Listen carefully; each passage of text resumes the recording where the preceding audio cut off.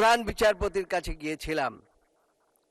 প্রধান বিচারপতি বললেন, আমি তখন সুপ্রিম কোর্ট আইনজীবী সমিতির সভাপতি, বললেন বেল যদি আমি দেই, সিনহা বাবুর মতো যদি আমার অবস্থা হয়, আপনি কি রক্ষা? তার চাইতে আপনাকে বলি, প্রধানমন্ত্রীর সাথে সাক্ষাৎ করুন।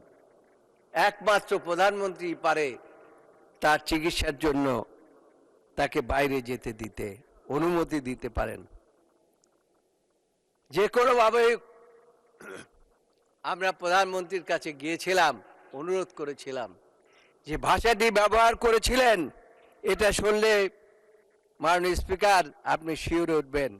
সেটা হচ্ছে, আমি বলেছিলাম যে তিনি চিকিৎসার জন্য যাবেন, চিকিৎসা করে ফিরে আসবেন।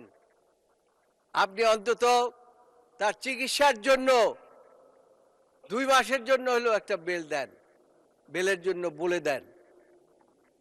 তিনি বলেছিলেন, উনি তো বৃদ্ধ হয়ে গিয়েছে, ওনার আবার বাঁচার দরকার কি?